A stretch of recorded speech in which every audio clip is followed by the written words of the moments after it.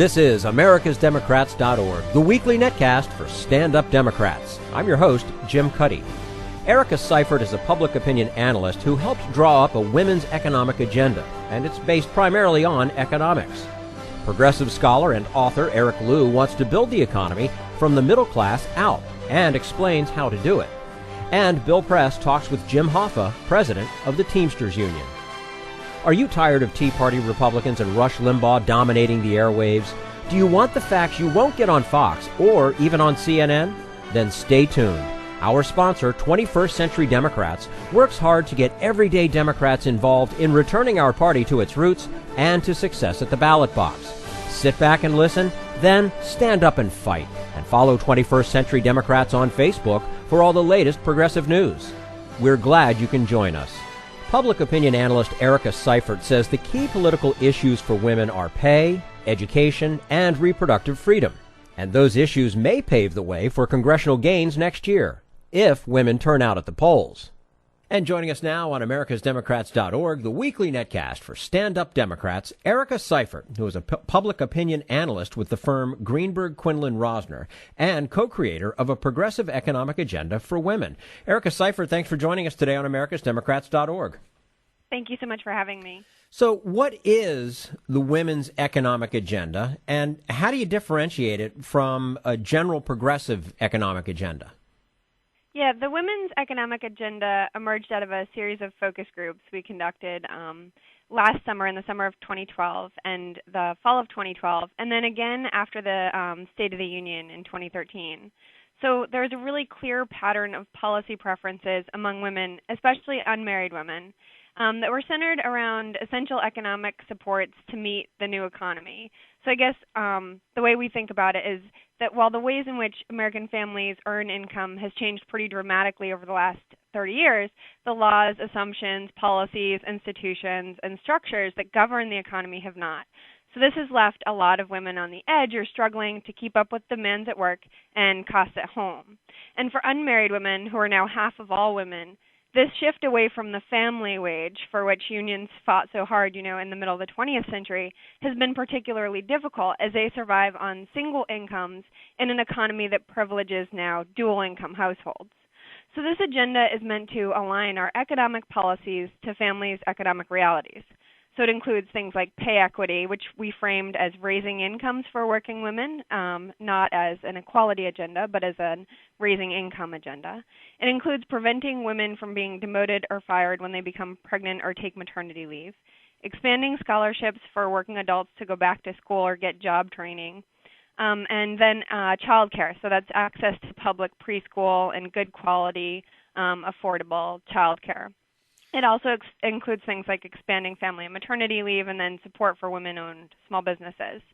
So these are all policies that came out of these focus groups we conducted with working women, and we find that they're the most powerful and predictive of support for Democrats. And the strongest ones are raising pay, so that's raising wages for working women and expanding scholarships so that working adults can earn more income, and then also aligning work to family, so that's things like child care and protecting pregnant women and mothers in the workplace. Now, do these issues translate into electoral advantage for Democrats, even if they can't be enacted into law right away? They do, and we were even surprised about the strength of them, and we knew that this is going to be a pretty powerful agenda. So we've conducted now 2 separate tests on these policies. The first one that we did back in March 2013 tested 2 treatment effects. So one set the working women's policies as part of Democrats' broader economic agenda, and then the other focused on health issues as part of Democrats' broader economic agenda. And that March poll found that after hearing the preventive health framework, 54% of unmarried women reported that they were more likely to support Democrats. By contrast, after hearing the policies for working women, 68% of unmarried women reported that they were more likely to support Democrats. That's 14 points higher among unmarried women, and that's 11 points higher than Democrats' congressional vote was among this group at that time. So then in our most recent survey, we increased the stakes a little bit. So we tested just one treatment effect, and that was the women's economic policies. And we tested it against a general Democratic agenda. And the unmarried women who heard the women's policies were net 7 points more likely to say Democrats were better than Republicans at looking out for the middle class and working families, which is predictive of the vote, and at 10 points more likely to say Democrats were better at looking out for women. And so this is pretty critical because unmarried women are more likely than any other group of voters to say that Washington is not focusing on the policies that are important to them. And we saw what happened when unmarried women disengaged in 2010. So focusing on their priorities makes them more apt to engage and more likely to vote. But this isn't just about unmarried women. So these policies are also popular among all voters, including key swing groups like seniors. So in fact, among all voters, the two strongest policies in the whole Democratic agenda, and that includes Medicare, were raising pay for women and preventing pregnant women and moms from being fired or demoted. So this is a very powerful agenda. Yeah, now, we're speaking with Erica Seifert, a public opinion analyst with the firm Greenberg, Quinlan, Rosner, and co-creator of Women's Economic Agenda. Why hasn't the Democratic Party, Erica, as a whole, focused more on women's issues if they poll so much better than policies that don't specifically affect women? It's really surprising to us, seeing the power of this. The Democrats have not, until recently, put these policies together in a package. So we all know that Republicans can't help but trip over themselves in their awkward and sometimes patronizing attempts to appeal to women. But this doesn't mean that Democrats can win women just by default. And we learned this in 2010 when unmarried women didn't show up at the polls. I think there's a tendency in the Democratic Party to think about women's issues in a pretty narrow way that includes things like choice, but not necessarily economic issues. And even when they talk about things like pay equity, they emphasize equity instead of pay, and that's one of the breakthroughs in this economic agenda, is we talk about pay equity in terms of pay. So when you look at what women, especially unmarried women, care about, they care about, for sure, making, choices about their bodies, but their daily lives are about these pocketbook realities. So that's why we found that, framing pay equity in terms of pay rather than equity is so powerful. And this survey does show that raising pay is really the most important piece of this. And women and men, don't just want pay equity for the sake of equality.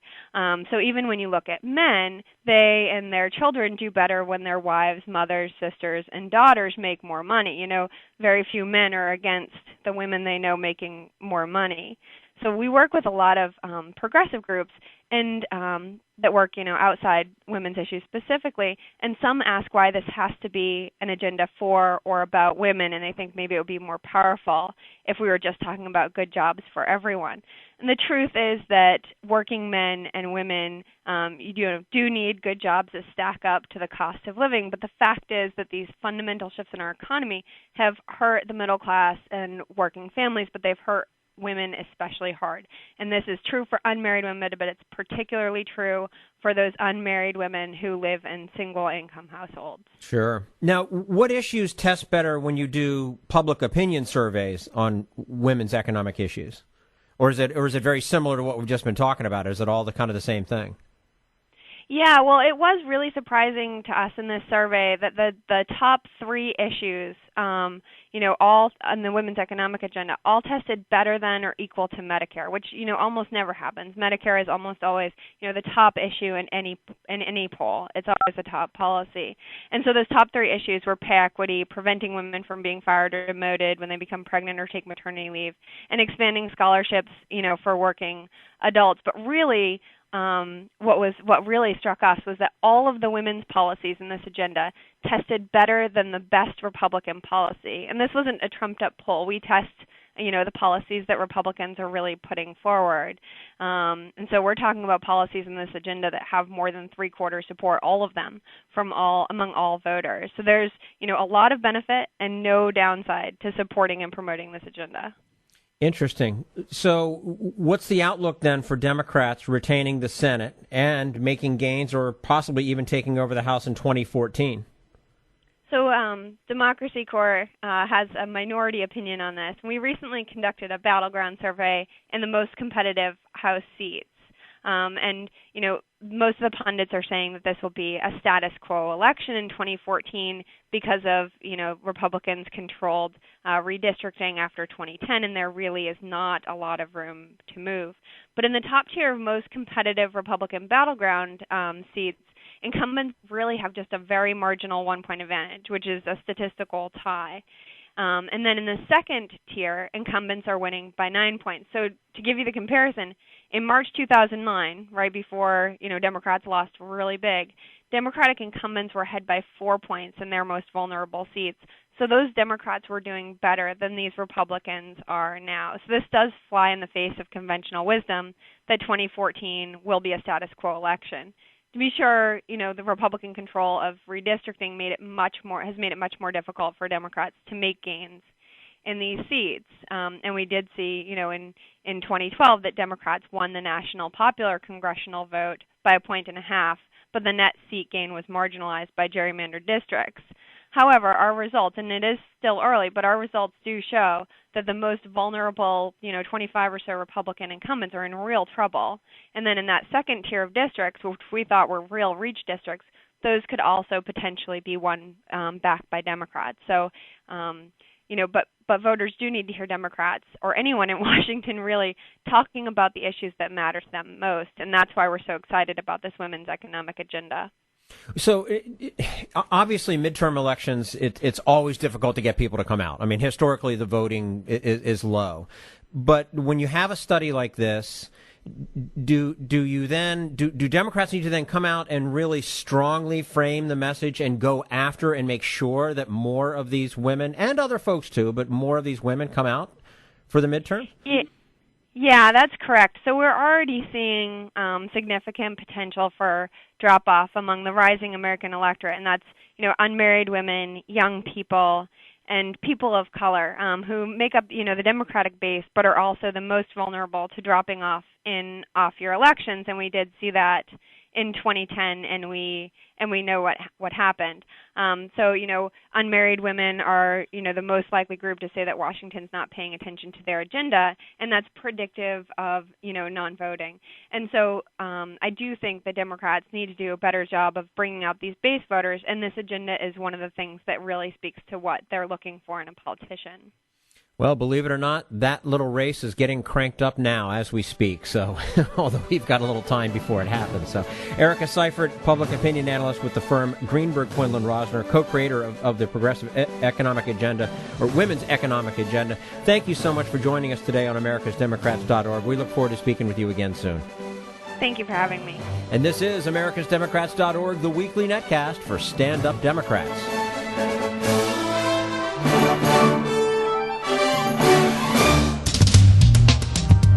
We want you to sit back and listen, but we need you to stand up and fight. Do you want to get involved and help get our party back to its roots and to success at the ballot box? You can make your contribution to Democrats for America's Future and help us keep this show going, and to elect Democrats who will stand up for democratic principles. Go to americasdemocrats.org and click on Donate at the top of the page. This is americasdemocrats.org, the weekly netcast for stand-up Democrats. Progressive author and scholar Eric Liu argues that the essential American value of opportunity for all is being undermined by a winner-take-all economy. We'll hear from him in just a minute. Right now, we turn to Jim Hightower, America's #1 populist, for his common sense commentary. In case you're wondering just how far Republican lawmakers have wandered off into the wacky weeds of far-right ideology, check out the babbling of Representative Paul Ryan. Chairman of the House Budget Committee, he has pushed feverishly for gutting America's highly successful food stamp program. Why? Because, he rants, it's a government giveaway that turns our safety net into a, quote, hammock that lulls able-bodied people to lives of dependency and complacency. A hammock? A person's food stamp allotment averages under $4.50 a day. As for able-bodied people, does he not know that 2/3 of the program's benefits go to children, the elderly, and disabled people? In a society of gross and growing economic disparity, with mass unemployment and underemployment, food stamps are a minimal measure of our humanity and social morality. Forget the Paul Ryans. Here's the guy we should be listening to. Excuse me if I use strong words, he recently began, but where there is no work, there is no dignity. We don't want this globalized economic system which does us so much harm. Pointing directly at the wealthiest elites who push relentlessly to shred government safety nets, he declared, widening disparity is the consequence of an economic system that brings about this tragedy, an economic system that has at its center an idol which is called money. Such idolatry, he added, creates an economic culture that throws away the well-being of the many to enhance the fortunes of the few. We have to say no to this throwaway culture. We want a just system that helps everyone, he concluded. This is Jim Hightower saying that's the powerful moral voice of Francis, the Catholic Church's new pope, who ended his comments with a fiery prayer, calling on people to rise up against the, quote, cult of money, and asking God to, quote, teach us to fight for work. Amen. Need an antidote to the progressive blues? Want some good news about how grassroots folks are rebelling against the corporate powers and winning? Well, here's an easy-to-swallow pill for you, the Hightower Lowdown.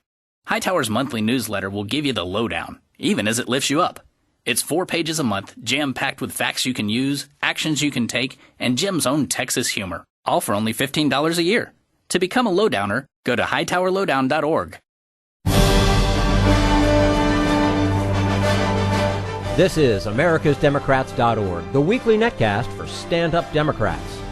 Author Eric Liu says restoring the ideal of opportunity for all Americans can be accomplished by adopting middle-out economics. The result would be more money in the hands of consumers to buy more products. And joining us now on americasdemocrats.org, the weekly netcast for stand-up Democrats, Eric Liu, a graduate of Harvard University and Yale Law School, is a progressive scholar who, with his co-author of the book The True Patriot, Nick Hanauer, coined the phrase middle-out economics, about focusing on the middle class, not the top 1%. He was a former advisor to President Clinton and currently teaches at the University of Washington and writes a column for the Time Magazine Ideas website. Eric Liu, thank you so much for joining us today on americasdemocrats.org. Great to be with you, Jim. Now, President Obama recently kicked off a national conversation about the economy, declaring that it must be built not from the top down, but from the middle out. Your phrase, as I mentioned there at the beginning. So what does that mean exactly? Well, Jim, what it means is we as progressives have to engage in an argument here about economics. For 30 years plus, conservatives have persuaded really the majority of this country that the way that prosperity emerges is that it trickles down, that at the center of the economic universe is a small number of wealthy people and corporations who, if we treat them right, if we give them preferential benefits in the tax code and otherwise, that their wealth will magically trickle down to the rest of us. And that is something that conservatives have pushed, but progressives have not pushed back on hard enough. And middle-out economics is meant to be a very clear, stark alternative to trickle-down economics. And our theory of action is just completely the opposite of trickle-down. It says that prosperity emerges not from a small number of people at the top of the pyramid. Prosperity in any lasting way emerges from a great mass middle class, that it is the purchasing power and demand generated by middle-class customers that makes the economy go round. To put it another simple way, Jim, we have a mythology in our politics today that wealthy business people are, quote, job creators. And middle-out economics says that while entrepreneurs and great creators of companies are certainly idea creators, and those ideas are vital to capitalism, that the real job creators in this country are middle-class customers, because it's when middle-class customers as workers have money, then businesses have customers, period, full stop. And that's how the economy works. All right, so Eric, what is the middle class? If one defines it broadly enough, does it not include so many people that one set of possible policies can't possibly benefit everyone in the so-called middle? Well, look, I think there are a lot of different ways, both scientifically and kind of colloquially, to define middle class. But if you just take a literal sense of the middle 3 quintiles of the income distribution in this country, one of the things that you recognize that, again, over these 30-plus years, essentially since the advent of Reaganomics and the enshrinement of trickle-down economics, is that productivity in this country has gone way up, that our GDP has gone up, but that wages in the middle have remained essentially stagnant, and that even since we've been in this fitful recovery after the Great Recession, that over 93% of the gains of the recovery have accrued to the top 1%. And so we have this incredibly uneven economy right now, a winner-take-all economy in which advantage compounds and literally the rich get richer. And that is an economy that feels great for those at the very top for a while. But again, there is no example in history where a country allows this kind of concentration of wealth, this kind of radical, severe income inequality of the kind that we have not seen since just before the Great Depression, and you still have a healthy, growing economy for all, an opportunity for all, let alone a healthy, functioning democracy for all. How much of what we call the middle class is really a social or moral construct as opposed to simply an income level? Well, of course, there are middle-class values, and values are a big part of what it means for an economy to work and for a social contract to hold. But let's not kid ourselves here. We are talking dollars and cents. We are talking about the ways in which social mobility in the United States today has slowed to a point where the greatest determinant of whether you are going to be rich or poor in this country is one simple factor: whether your parents were rich or poor. Now, that sounds to me like what you think of in England, or what you think of in India, or what you think of in other places where caste and class are hard defined in a way where there is no mobility. That does not sound like an American way. And so if you want to talk only about values, the essential value of American life is a value of opportunity. The idea that if you actually, to quote my former boss, President Clinton, if you work hard and play by the rules, you should be able to advance in life, both economically and socially. And the fact of the matter is that bargain has been broken for some number of decades now. We're speaking with Eric Liu, as he just mentioned, former advisor to President Clinton, currently teaching at the University of Washington, writes a column for the Time Magazine Ideas website, and is co-author, along with Nick Hanauer, of The True Patriot. Eric, all politicians talk about the American dream. What is that supposed to mean? I mean, a house with a picket fence and 2.1 children? Isn't the American dream as varied and complex as the American people themselves? Well, sure, but at its most basic level, it is a notion that your children will do better than you did. We'll have more economic opportunity. We'll have more education. We'll have better health outcomes. We'll live in a safer world. And again, right now, that dream obtains for a dwindling number of people at the top of our economy, and for the broad middle class, to say nothing of the great number of working and poor Americans in this country. That dream, that idea, forget about whether your kids are going to do better than you do. It's not even within reach right now that you'll do better next year than you did this year. We live in an economy right now where, again, not only are 93% of the benefits of the recovery accruing to the top 1%, but a huge proportion, something like 48% of the jobs that we have recovered since the Great Recession are low-wage jobs. And at current trends, in a decade and a half, nearly half of the jobs in America are going to be low-wage jobs. Now, that is not anybody's notion of the American dream, to have a fast food economy that gets us in this race to the bottom.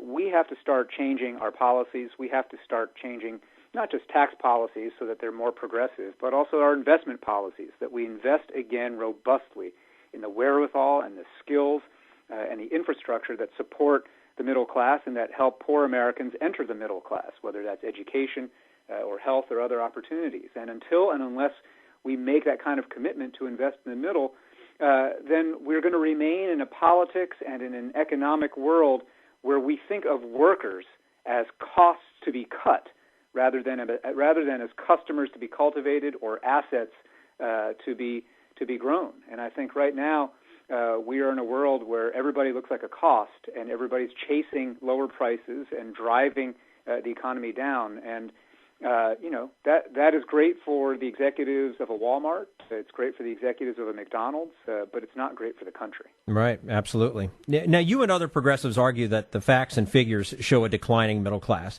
But don't most average Americans subscribe to the conservative view that wealth is created by the success of businesses that in turn employ people and open the door to economic advancement for the less well-off? I mean, how do you combat that belief? Well, as I said at the outset, Jim, I think this is the battle of ideas that progressives have to commit to engaging to for the rest of our lifetimes. This has been a 30-plus year effort for that form of conventional wisdom that you just described to really take root and take hold. And it really comes down to a question of what is the picture in your head? If you have a picture in your head that says the economy orbits around a tiny number of rich people and that they are at the center of the universe and they need to be taken care of and they get to be called job creators with a capital C as if they are the creators of the universe, then, as long as you subscribe to that worldview, consciously or not, then any policy that does anything other than put more benefits into the laps of the rich seems like a bad idea. But if instead you have a worldview, a cosmology of how the economic universe works that puts the middle class at the center, that makes you recognize that that middle-class customers are the real job creators and that demand from a growing and strong and thriving middle class is what actually powers a healthy economy, then all of a sudden things flip. And I think our job as progressives right now is to frame this choice as a choice. And I want to be really clear about one thing, Jim, is that, some progressives listening to this will say, well, sure, yeah, we have always been talking about the middle class. We've always, my favorite Democratic politician, fill in the blank, always talks about how he or she is a, quote, fighter for the middle class. And that's great. That's fine. But in American politics right now, simply saying you like the middle class or even saying you need to save the middle class is just blah, blah talk. Without providing a contrast, it is just rhetoric. And the contrast that you have to provide is, again, framing this choice as a choice relentlessly between trickle-down economics and middle-out economics, between having a Walmart-style race-to-the-bottom kind of economy or something more like a Costco-style race-to-the-top economy. Costco, which operates, not unlike Walmart in terms of the customer experience, runs its business entirely differently. They don't try to grind wages down to the bottom. They don't try to squeeze costs out of their workers. They don't try to shortchange their workers and force them to go onto Medicaid and food stamps. They pay their workers enough so that they can actually become customers of Costco. And guess what? Costco thrives. And this is not just a contemporary example. This is actually an insight that I think literally today, or as you and I are talking here, we're about to celebrate the 150th birthday of Henry Ford. And one legacy of Henry Ford is that when he was running his assembly lines, he paid the line workers far more than the prevailing wage then dictated that he had to. Why? Not because he was some kind of soft-hearted altruist or compassionate guy who just wanted to throw money out the window, but because he recognized in a hard-nosed business sense that the more he paid his line workers, the more able they were going to be the first and best customers of the Model A and the Model T. And it is that kind of idea of long-term mutual interest in setting off a race to the top in wages and in economic circumstances that we progressives have to be able and willing to fight for. Okay. Eric Liu. He is co-author of The True Patriot, also former advisor to President Clinton, currently teaching at the University of Washington, also writes a column for the Time Magazine Ideas website. Eric, thank you so much for your time with us today on americasdemocrats.org. We look forward to speaking with you again soon. Great to be with you, Jim. Thanks. Thank you. And this is americasdemocrats.org, the weekly netcast for Stand Up Democrats.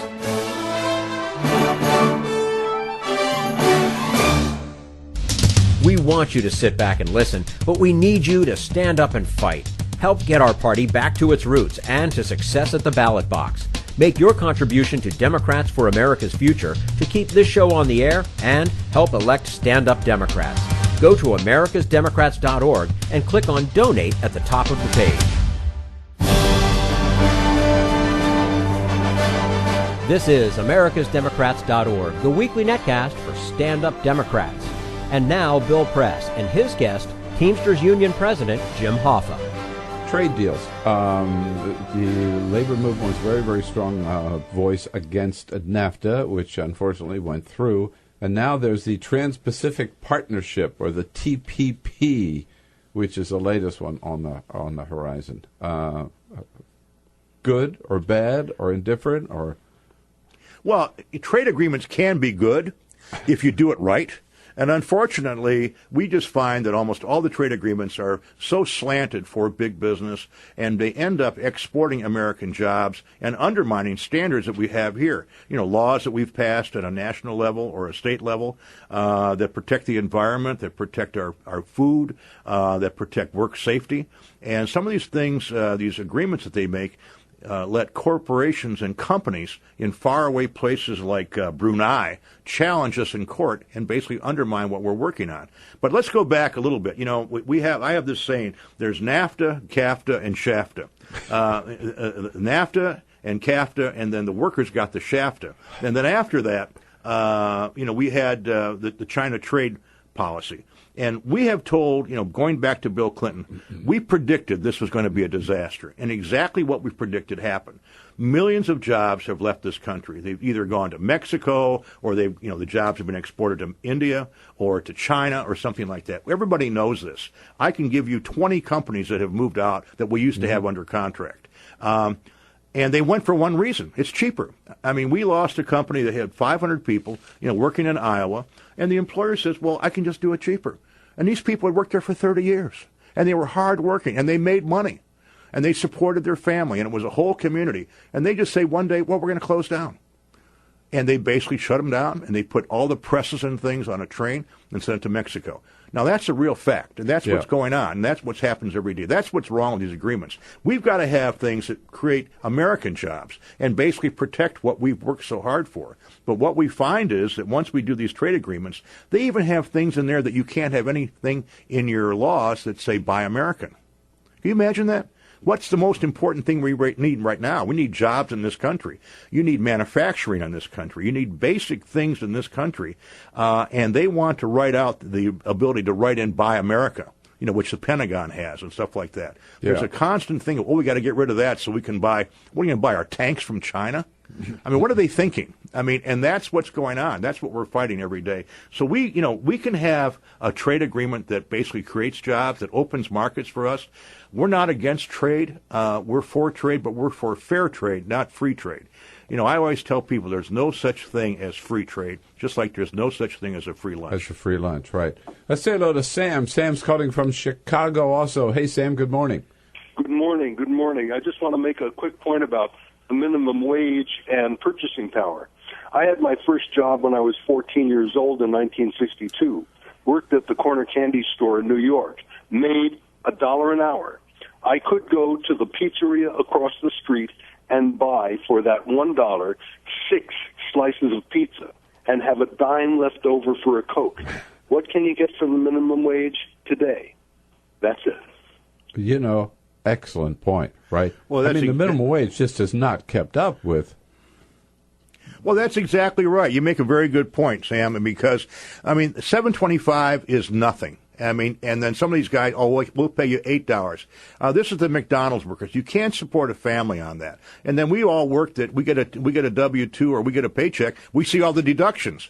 So even you work 32 hours and you get $8 an hour, and then they take out the withholding. My God, like you say, you can't even buy a pizza. And then you're going to support a family. You're going to have rent. You're going to buy food. You're going to clothe your family. It can't be done. And then you have to have a second job. You're basically, the mouse, on that treadmill, round and around and around. And I know more and more people like that. And that's what America is becoming. Basically, you've got 2 jobs, 3 jobs. And it's just wrong. And we've got to raise the minimum wage. And you know what? These corporations are making billions of dollars. I mean, take McDonald's. McDonald's, you know, the CEO, I don't know if he makes $50 million a year. You know, he makes that money. The board of directors is flown around on private planes, but they can't pay the people another $1 or $2 or $3 that would make such a difference in their life.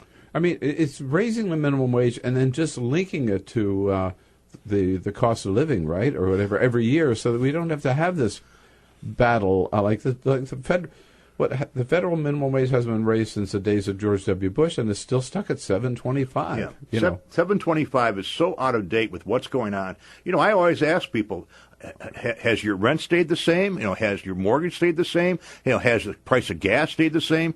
Has the price of food? Everything's gone up, and everybody knows what the cost of living keeps going up. Why don't we index it? And it's so simple. The answer is the employers don't want to do it, and they got a big say in this town. President Jim Hoffa from the Teamsters here. Your questions, your comments, welcome at 866-55 as we cover the landscape of labor-related issues here in this hour of the Bill Press Show. I saw last week when the Census Bureau released its report on the number of people who are living in poverty in this country, which is pretty scandalous. Also, the fact that for the average American family, they're making less money today than they were in 1989. And we're also in a situation today where we have, 25, 30 million Americans without a job? What are we doing? I mean, you know, you hear a lot of talk about a lot of different issues. I don't hear much talk about the number one issue, which is jobs. Well, isn't that the most important thing to America? I know the same study. They said there's 46 million people living below the poverty level. Right. And there's 25 million people that can't find jobs. And America has changed. There really are not the good jobs here anymore. Now, obviously, you know, if you're some person that's a brain surgeon, but we're not talking about that. We're talking about the average American that goes out, lives his life, maybe doesn't go to college. Where does he go to work? In the old days, there were manufacturing jobs. There were places you could work. Well, that's the thing.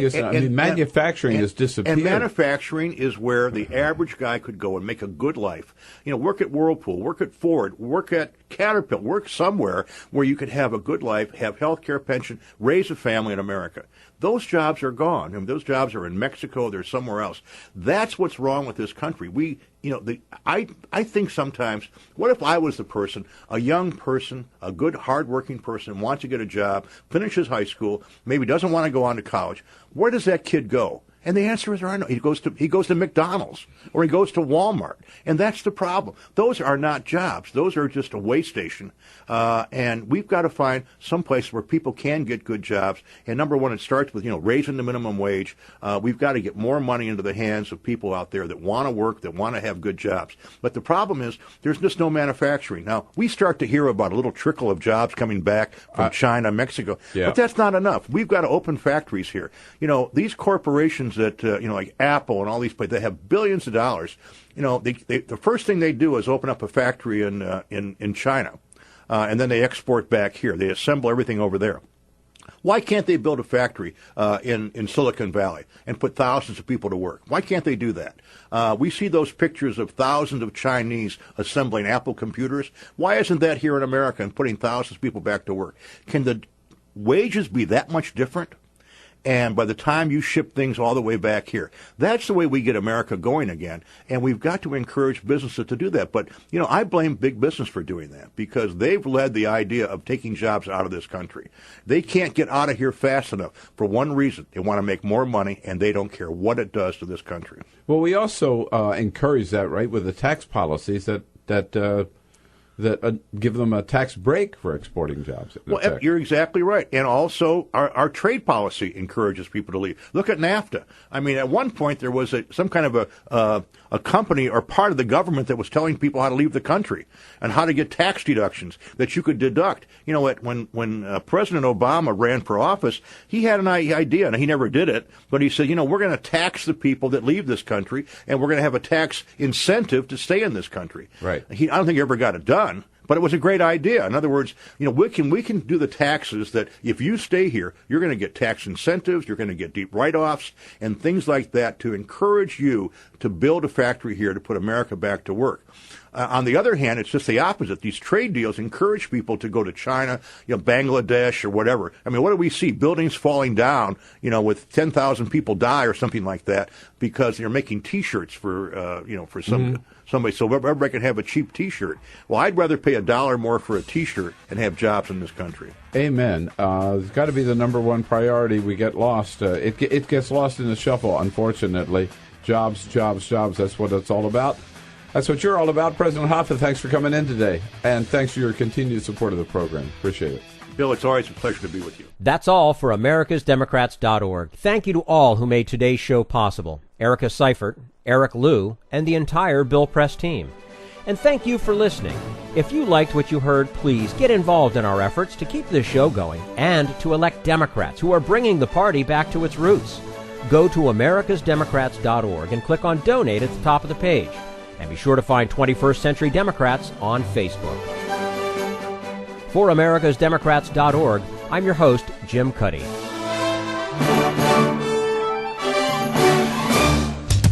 We want you to sit back and listen, but we need you to stand up and fight. Join us, support the show, and help elect Democrats who will stand up for democratic principles with your contribution today. Go to americasdemocrats.org